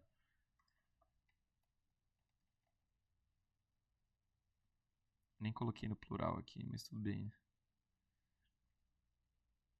Pode ser que o Seaborn não faça, tá, Raul? Eu não sei te falar, sendo bem sincero. Eu nunca fiz com eixo secundário. Mas o Matplotlib com certeza faz. Não, beleza. E aí fica bom, né? Só que aí você tem que ajustar a escala também. Senão você vai. Fica a seu gosto aí. Senão você consegue. Tipo, você plota as escalas super ajustadas, aí vai parecer que os dois ativos, tipo, estão um em cima do outro. Tem que fazer bonitinho. Bom, apresentei esse cálculo do beta para vocês. Aqui tem outro que eu deixei, inclusive, lá no outro código, que coleta dados do IPCA, trata os dados do IPCA. Aqui tem um que eu já mandei, inclusive o Raul, já mandei para o Raul esse código, mas está dentro da dashboard também. Eu uso esse código para calcular a expectativa, calcular um tanto de coisa. Aqui tem outro código super legal que a gente pega dados lá do Tesouro Direto. A gente acompanhava isso aqui bastante ano passado para poder operar os títulos, né? Então tem várias coisas aqui. Aqui, inclusive, eu deixei de rodar ele por algum motivo. Tinha dado erro naquele dia que eu na API do Banco Central tava dando erro de conexão. Mas, cara, tem várias coisas aqui. Aqui tem um outro notebook aqui, esse já dentro do Colab, né? Com Machine Learning. Esses são problemas de aprendizado de máquina. Super legal também, eu posso deixar para vocês. Que usa vários modelos de aprendizado de máquina. Bem introdutório a Machine Learning. Mas vamos para o que interessa. Então, para a gente encerrar um pouquinho da aula, para vocês se contextualizarem também naquilo que a gente estava falando na aula de macroeconomia. Aqui eu estou pegando dados lá do Banco Central, com a biblioteca que eu mandei instalar, que é o Python BCB, e eu vou importar a importação dela de um jeito diferente, né? A gente está importando aqui, a gente está dizendo para ele, ó, do pacote da biblioteca BCB, importa para mim uma função ou um módulo, né? Existe essa nomenclatura, né? Hoje a gente chama de função, a gente chama de módulo. Geralmente as pessoas chamam de módulo. Chamei de função para ficar mais para ficar mais no contextual para vocês. Então, importa para mim o módulo que chama SGS. O que é SGS? Sistema Gerenciador de Séries. O que é esse cara? Se eu digitar SGS BCB lá no Banco Central, vai aparecer, ó, Time Series Management System, Sistema Gerenciador de Séries Temporais. Eu vou ser redirecionado para um site que tem tudo que você imagina de série de histórica de preço, de atividade econômica, ou seja, PIB, um monte de coisa aqui, mercado de trabalho, um monte de coisa. E nesse código eu quero pegar a Selic. Para pegar a Selic eu preciso do código dela. Então, aqui no sistema de gerenciador de séries, eu vou pesquisar aqui, ó, pesquisa textual, eu vou pesquisar Selic. Quando eu pesquisar Selic, eu quero que apareça tudo que tem envolvimento de Selic vai aparecer aqui. É o que eu quero que apareça. Mas qual que eu quero? Eu quero a taxa de juros, a meta Selic definida pelo Copom. É esse cara que eu quero. Então aqui eu vejo todas as características desse dado. O código, a unidade, a periodicidade, o início da série, o último valor da série. Então aqui, inclusive, o último valor da série ele está colocando 19/6, né? Eu não sei por que ele faz isso. Ele sempre coloca 7, 8 dias a mais. Mas o código é 432. Então eu vou lá no meu Colab e vou dizer, ó, eu vou importar a biblioteca SGS. Aqui eu também estou importando expectativas, já vou falar para que serve. Acho que já deve ter ficado claro, que é para pegar expectativas do Boletim Focus. E aí eu vou definir a minha data de início, que é nesse formato padrão que a gente usa no Python. Nas principais bibliotecas a gente usa esse formato, que é um formato que a gente chama de ano percentual ano, percentual mês, percentual dia, que é o formato padrão que a gente usa, né? Que é o ano em 4 caracteres, tracinho o mês, tracinho o dia. Então eu vou pegar a data de início desde 2010, 1º de janeiro de 2010.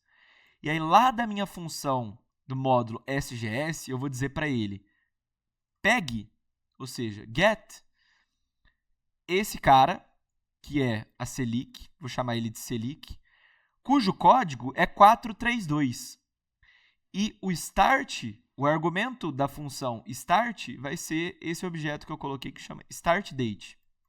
Quando eu rodo esse código, ele vai pegar nesse objeto, tá vendo? Ele criou uma variável nova, que é o startDate, que é uma string, uma data aqui nesse caso, mas ele está tratando como uma string. E a Selic, que é esse objeto que eu criei, é um dataframe. Por quê? Porque esse módulo get do módulo SGS, ele devolve um dataframe. Quando eu plotar, ou melhor, quando eu printar esse cara Selic, o que vai aparecer? Um dataframe, tá vendo? Se eu digitar type e Selic, ele vai aparecer um dataframe, tá vendo? Pandas dataframe. E ele vai me devolver o quê? O índice é a data, padronizado. E a única coluna que eu tenho, que é Selic, se eu selecionar ela, vai aparecer os dados da Selic, tá vendo? Então, lá em 2010, a gente via que 1º de janeiro de 2010 ela estava em 8,75. E aí, no último dado que a gente tem disponível, está 10,50. Se eu colocar esse dataframe Selic e eu usar uma função que é do próprio Python, que chama plot, que é muito fácil, que é para plotar o gráfico, se eu colocar esse cara, ele vai plotar bonitinho, inclusive vai colocar a legenda, a Selic. Tá vendo que tem esses saltos justamente porque é a meta Selic, né? O Banco Central define ela, então tem um salto. Ela tá fixa, depois tem um salto. Fixa, salto. Justamente porque é a meta. Então, cara, com 2 linhas aqui, com uma linha, na verdade, eu só usei esse SGS. Com uma linha eu importei a biblioteca, com 2 linhas eu peguei o dataframe e com mais uma linha eu plotei esse gráfico. Com 4 linhas no total, eu puxei os dados da Selic e plotei. Eu não sei, sendo sincero, outro jeito de fazer isso de uma maneira tão simples quanto fazer por linguagem de programação. Aí, aqui nesse caso, eu estou usando Python, mas você poderia usar qualquer outra. Mas o Python é muito simples, né? O R talvez esteja uma simplicidade parecida, mas Python, cara, 3, 4 linhas eu peguei um negócio e já plotei. E assim, tudo formatado, tudo bonitinho, né? Claro, o dado veio bem bonito, né, do sistema gerenciador. Eu precisaria tratar se o dado tivesse mais feio, mas, cara, tudo bonitão. Aqui eu vou passar batido porque é um pouco mais. Vou deixar um pouco mais para vocês olharem. Qualquer dúvida que vocês tiverem, vocês podem me perguntar. Mas aqui o que ele está fazendo é pegando os dados das expectativas. E ele usa o módulo da biblioteca BCB, que é o módulo de expectativas. Aí aqui é um pouquinho mais chatinho porque ele tem uma funçãozinha que chama expectativas e você tem que usar essa funçãozinha aqui para poder pegar as expectativas. E aí você tem um retorno de um dataframe também, tá vendo? O dataframe bonitão aqui, que mostra qual o indicador, qual a data do dado, qual a reunião do Copom que eu estou pegando essa expectativa da Selic, que eu estou pegando a expectativa da Selic. Qual que é a média, qual que é a mediana. Então aqui tem tudo bonitinho. Só que eu preciso tratar esse dado, então eu preciso transformar o formato de data em formato de data, perdão, a coluna de data em formato de data, preciso colocar ela como index, que aqui em cima já veio o index bonitinho, né? Quando eu peguei esse objeto, o índice do dataframe já era data. Aqui não. Aqui eu preciso tratar. Tem várias coisas aqui que eu preciso fazer que eu vou pular justamente para não ficar confuso demais, tá? Então vou pular direto para a inflação, que é muito simples também daquele jeito que a gente fez no SGS. Se eu quisesse pegar aqui IPCA, digitava IPCA, a exceção expirou, ele vai me mandar retornar. IPCA. Muito simples. Ao invés de 432 da Selic, eu vou usar 433 para pegar o índice. Né? Então, se eu quiser pegar o índice, eu venho aqui, olha lá, ó, IPCA 433, data de início. Peguei 2010 também. Fiz a mesma coisa que eu fiz com a Selic, só que ao invés de um objeto Selic, que armazena o data frame, eu estou criando um objeto inflação para armazenar esse data frame. E estou plotando. E olha o que ele está me devolvendo. A variação mensal. Aí você pode manipular do jeito que você quiser, porque aqui ele está mostrando, ó, no data frame, ele devolve a variação mensal. Então eu consigo ver que a última variação mensal que eu tenho dado, que é o mês de abril, veio 0,38%. Então eu consigo ver tudo isso, né? O último dado aqui, 0,38%. Mas você pode ficar brincando com SGS, pegar, por exemplo, só de alimentação e bebidas, só de inflação de habitação, só de inflação de vestuário. O que muda? O código. Mas assim, peguei o código aqui, vim aqui e fiz a mesma coisa que eu fiz, ó, vamos supor que eu tenho o código aqui. Então eu vou digitar aqui código e vou salvar esse objeto. Beleza. Se eu vier aqui e fazer a mesma coisa que eu fiz para o inflação, start date, ao invés de eu ter o código aqui, eu colocar código, eu vou criar esse objeto e vou rodar. Onde estava código está esse camarada aqui que está armazenando o objeto. E digitar inflação, que é o que onde eu salvei, ele vai devolver o de alimentação, tá vendo? Antes ele estava devolvendo o índice cheio, que é o código 433, agora ele está devolvendo o código alimentação. Aí você pode vir aqui, ó, código alimentação. Aí digita aqui, código alimentação. E aí coloca. E aí plota, se quiser plotar isso aqui, vem e plota inflação só de alimentação. E aí, cara, céu é o limite aqui. Você pode brincar do jeito que você quiser. Você vê que é muito mais volátil a alimentação. Aí, do mesmo jeito que eu peguei expectativas da Selic, você pode pegar expectativas do IPCA. Pode pegar também, inclusive eu fiz um gráfico bem para ele pegar a média, o máximo e mínimo, né, para ver o desvio padrão. Aqui você pode pegar também a composição do IPCA. Esse código aqui eu não vou me arriscar a explicar aqui porque ele é bem mais extenso. Mas ele devolve código bonitinho, tratado, né? E aqui, por exemplo, tem, ó, por setor, né? Livres, alimentação, serviços, né? Esse gráfico aqui de composição da inflação. E aqui tem o câmbio, que lá da minha biblioteca BCB eu também consigo importar um módulo que chama Currency, né? Que é didático também, que fala sobre o câmbio. Então, se eu vier aqui importar esse cara, do Currency, né? Eu venho e faço a data de início ser, por exemplo, 2010. A data de fim vai ser um objeto datetime now, ou seja, vai ser a data de agora. E o meu data frame câmbio, que é esse objeto que eu criei, vai ser, eu vou pegar, né? Eu vou usar o get dessa função currency. Você vê que é bem simples, é bem padronizado, né? Quando eu peguei a Selic e a inflação, eu usei o SGS get. Aí aqui no câmbio eu estou usando currency get. E aí eu estou pegando uma lista, que é essa listinha aqui, que é pegue para mim o dólar americano, o euro, a libra e o dólar é o canadense, né? Aqui, o CAD. Do start, né? Eu vou pegar o start date, do end eu vou pegar o end date.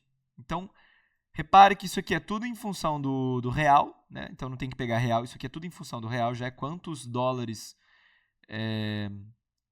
Quando eu rodar aqui, é quantos dólares para R$1.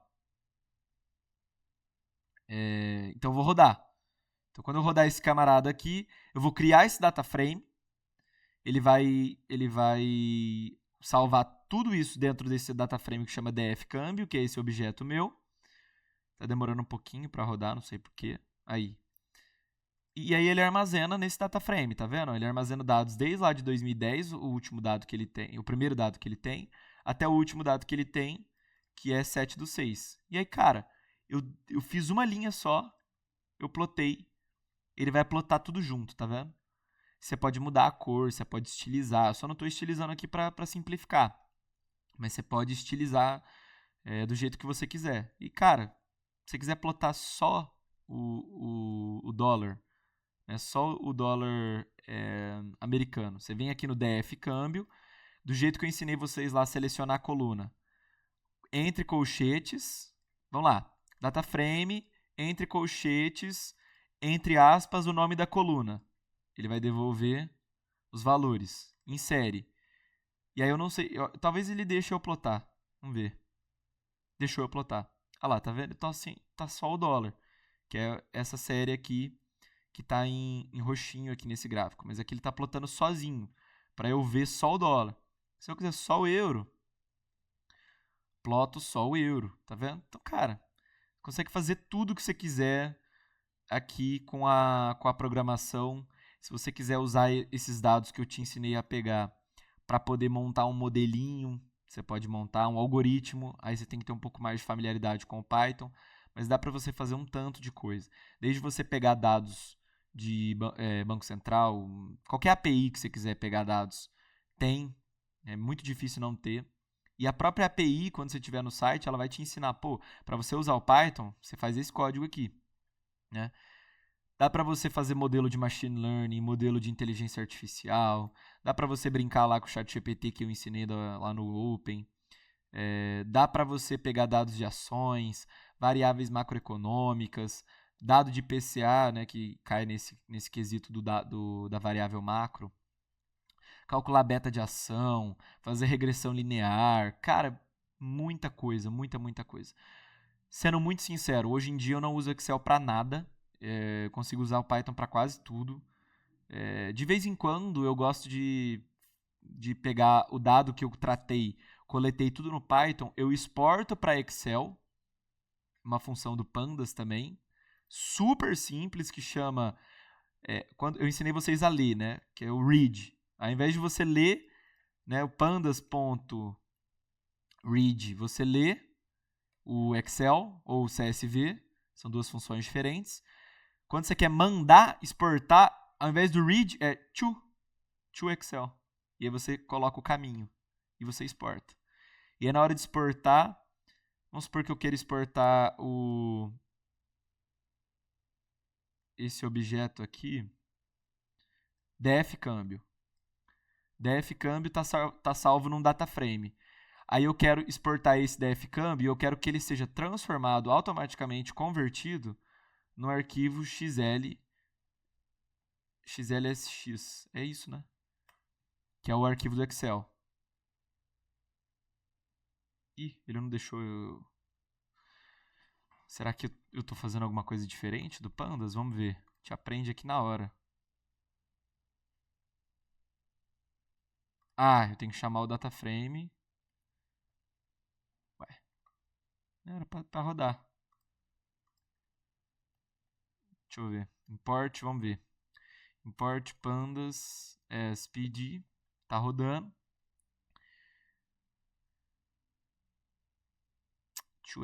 Não é to Excel. Se bobear não é, quer ver? Acho que ele não vai me deixar formatar. Deixa eu ver, deixa eu lembrar o que era. To Excel. Não, tá aqui certinho. To CSV, talvez. Não, tá certo. Ele pede um... Ver se é o data frame, right? Não sei também o que ele tá rateando aqui. Ah, já sei. É uma função que você usa, não é um módulo, é uma função que você coloca depois. Então eu vou falar df câmbio, que é meu objeto, meu data frame. Tá vendo? Ó? É o data frame, depois vem o to Excel. To Excel e o nome. Câmbio.xlsx. Aí ele rodou. Aí se eu clicar aqui na variável de ambiente, ó, ele salvou. Tá vendo? Câmbio. Eu posso fazer o download desse cara. E a hora que eu clicar aqui, ó, no meu Excel, ele vai abrir o arquivo do jeito que eu exportei do Python. E aí ele vai devolver Vocês conseguem ver minha tela do Excel ou não? Dá pra ver sim, Davi. Tá. Tá vendo? Ele dá o formato data e aí dá os dados que eu quis, tudo bonitinho. Aí se você quiser fazer o gráfico no Excel, se quiser fazer o que você quiser no Excel, você consegue fazer por aqui. Às vezes, bem às vezes, eu uso para poder fazer gráfico, porque eu gosto de fazer gráfico no Excel, eu acho mais customizável, mais fácil de customizar e mais bonito. Mas nem isso eu estou usando mais, assim, eu estou usando 100% Python, uma vez que você aprende é bem difícil de voltar, as coisas são bem mais rápidas, tudo vetorizado, manipular tabela, data frame, tudo fácil com pandas. Mas dá para você fazer também. Certo? Então, assim, espero que vocês tenham pegado um pouquinho do que dá para ser feito. Como eu disse, a ideia não era aprender totalmente a programar, a ideia era justamente você ter uma familiaridade, ver o que dá para fazer. Não entrei em muitos detalhes por conta do tempo, né? Eu quis ser o mais breve possível e já demorou um tempão, mas vou passar alguns caminhos para vocês. Por onde eu aprendi, eu acho que 90% dos profissionais da área de programação aprenderam a programar no Excel. O curso em vídeo, que é do professor Guanabara, excelente. Incrível esse curso, que é uma playlist que ele tem. Acho que aqui já vai. Esse cara, professor Guanabara, vocês vão ter uma noção bem bacana de aprender a programar por ele. E pesquisar, cara. Sendo bem sincero. Não recomendo fazer curso na internet. Ainda mais curso pago. Acho todos ruins. Já tive experiência de fazer curso, aqueles cursos da Udemy, não sei o que, de Coursera. Não gosto de nenhum. Mas é gosto pessoal meu. Vocês têm que tentar pra vocês descobrirem. Mas o que eu posso dizer é o seguinte. Tem muita coisa liberada gratuitamente na internet que é de qualidade, inclusive, muito superior ao que é pago. Isso aí é inegável. Sejam sagazes, né? Pesquisem. Se vocês tiverem em dúvida, pesquisem. Stack Overflow, use e abusa. Para instalar Python, né? Eu gosto de instalar pelo Anaconda, que é ele permite já baixar várias ferramentas, vários pacotes. Inclusive o Jupyter que eu estou rodando aqui com vocês é com base no Anaconda. E o Google Colab, se vocês quiserem aprender bem do comecinho, é muito bom. É muito bom, porque você não precisa instalar nada, né? Ele está rodando online na nuvem da Google. Então, recomendo que vocês usem bastante o Colab. Depois, se quiser instalar o Anaconda e usar o Jupyter, também é muito bom. E aí, no último dos casos, quando vocês estiverem já bem familiarizados, baixar um interpretador de código, né? Um VS Code, que é o que eu mais gosto. Mas tem outros, tem o PyCharm. Nesse curso do Guanabara, ele inclusive manda usar o PyCharm. Eu não gosto tanto do PyCharm, mas vocês podem usar. É uma IDE que a gente chama, né? Um ambiente de desenvolvimento integrado, né? Então, vocês podem usar. Eu prefiro o VS Code, ele é um editor bem bom de código. A maioria das pessoas usa o VS Code, que ele tem uma integração bacana com outras linguagens também. Eu adoro usar o VS Code. Mas no começo, Colab, Jupyter, é o caminho de começo de todo mundo. Fala, Julião. Manda ver. Você já usou gerar código com AI dentro do Colab? Se eu já usei o quê? Porque eu tô tentando aprender, né? Daí eu fiquei mexendo no Colab e ele aparece. É uma opção, gerar código com inteligência artificial. Ah, o Colab ele te dá essa Aí opção no começo? sim, pelo menos no meu aqui ele aparece. Aí eu tava testando assim. Aí Tá. eu escrevo, tipo, cria um gráfico comparando a rentabilidade de, sei lá, um ativo e o outro. Aí ele cria. Tipo, você escreve e ele cria. E eu ia te perguntar o quanto você acha isso útil, sei lá. Muito útil. Você já tinha usado. Cara, muito útil. Hoje em dia tá bem fácil, porque você consegue. É justamente isso. Ele integra uma inteligência artificial dentro do seu código, você conversa com ela dentro do seu código. E o uso disso no Colab é bem bacana. Mas tem outros usos. O VS Code, por exemplo, você consegue integrar um negócio que chama GitHub Copilot, que é esse Copilot que o Bing usa, por exemplo, só que do GitHub. E aí você consegue conversar e às vezes ele completa o seu código. Cara, é muito útil. Porque às vezes você não sabe fazer uma coisa e aí ele te dá o caminho já, tá? Então é muito bom. E a outra coisa que é o benefício disso é você conversar com IA com base no seu código, tá? onde eu estou usando muito isso? Eu estou usando muito isso no ambiente de computação em nuvem. Eu não vou nem entrar no detalhe aqui, mas nos desenvolvedores, nos provedores de nuvem, né, no trabalho a gente usa a Azure, e aí, que é a da Microsoft, e aí a gente tem lá uma inteligência artificial que conversa com o código. E aí você, pô, tô com uma dúvida nesse código. Aí ela pega e, pô, esse código faz isso, aquilo. Como que eu posso otimizar esse código? Desse jeito, desse jeito, sabe? Cara, muito útil. Não menosprezem o potencial disso. Tenham cuidado, porque ela tá devolvendo resultados que são os estatisticamente mais prováveis, então não é uma coisa cravada na pedra, pode ter muito erro, mas, cara, é top, é muito bom, é muito bom. Você tá, Entendi, você tá valeu. usando o Colab para aprender? Tô usando mais o Colab mesmo. Segue esse caminho, não tem erro. Acho que é o melhor lugar para aprender. Integra, faz o uso da IA e manda ver, cara. Acho muito bom. Uhum, valeu. Certo? Não sei se vocês têm mais alguma dúvida. Qualquer coisa fiquem. Ou, qualquer coisa, inclusive. Eu sou meio ruim de responder no WhatsApp, eu tenho que ser, tenho que ser honesto. Mas me manda Meio? dúvida. Me manda dúvida. O pessoal do trainee tá me mandando direto. Tá. Eu não sei, acho que o pessoal também não tá acostumado a mandar lá no grupo, mas eles estão mandando muito no PV. Tem uma galera me mandando dúvida no PV. Aí o pessoal tá mandando dúvida das aulas de macro. Programação, se vocês tiverem dúvida, pode me mandar. O que eu souber responder, eu respondo. Mas, cara, sendo muito sincero,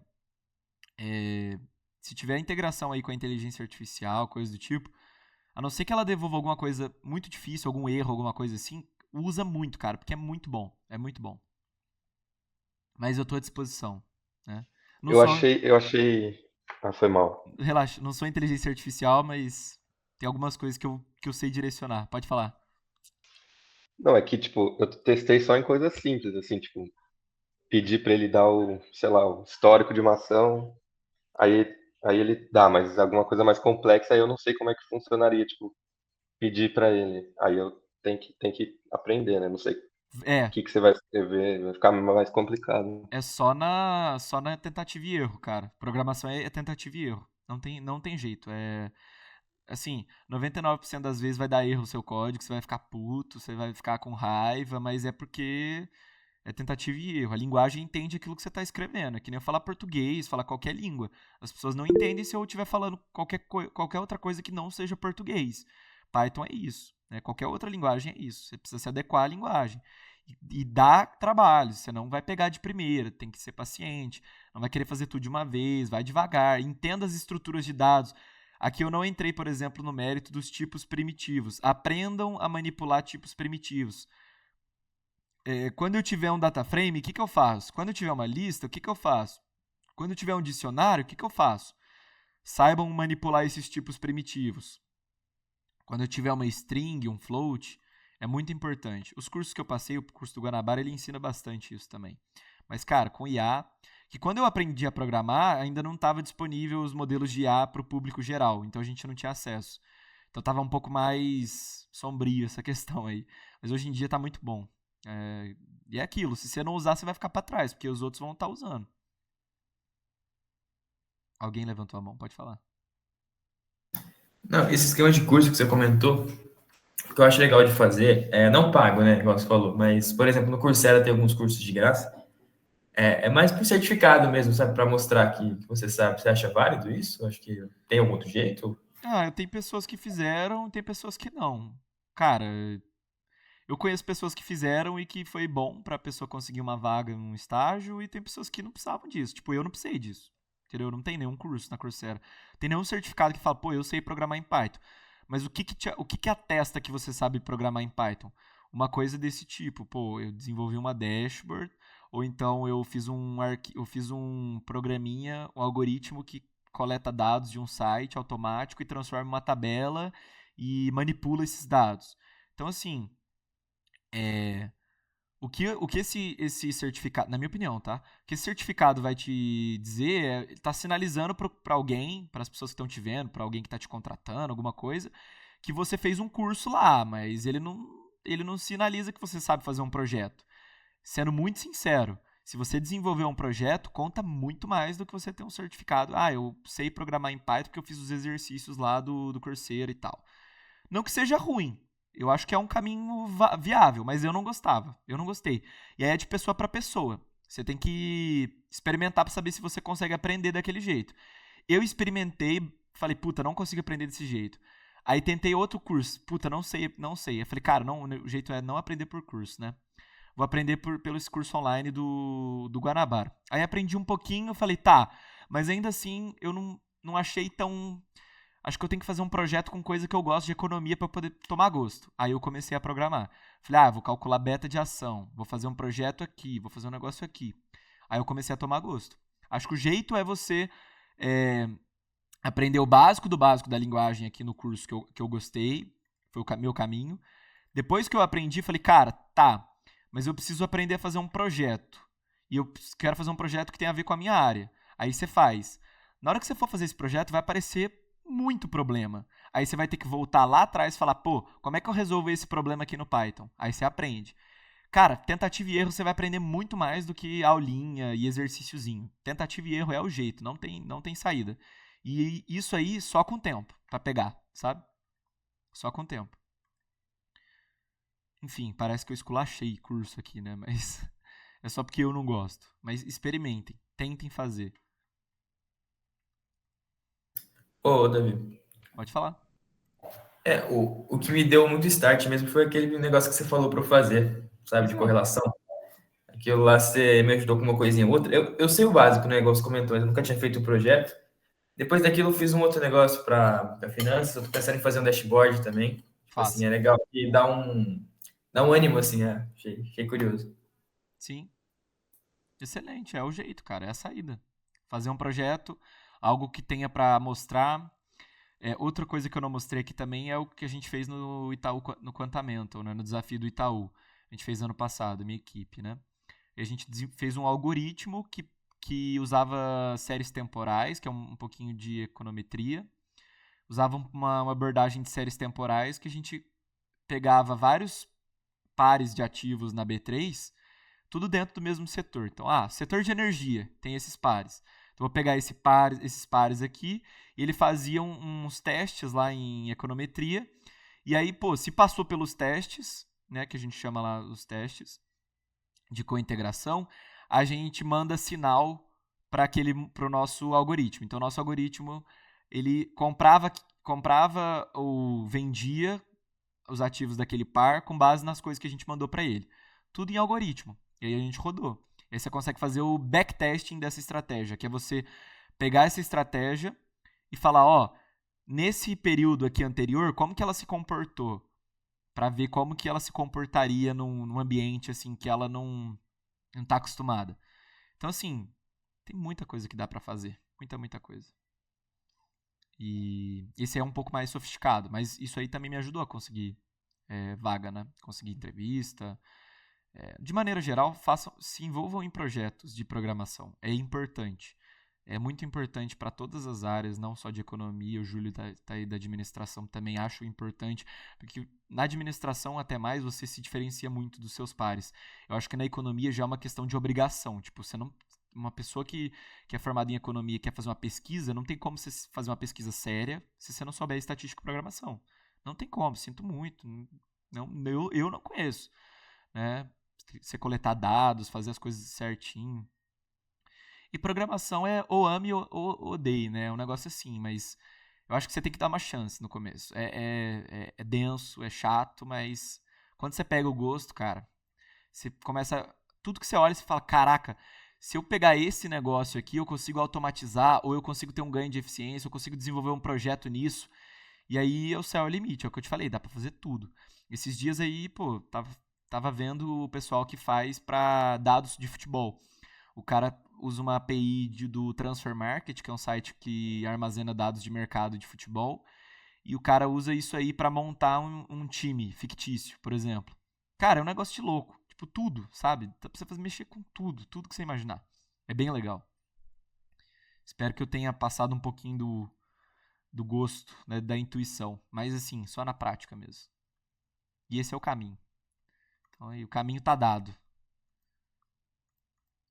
Certo? Perfeito, Davizão. Só agradecer o pessoal que chegou aí e o pessoal que tá vendo no YouTube também. E é isso aí. Valeu demais.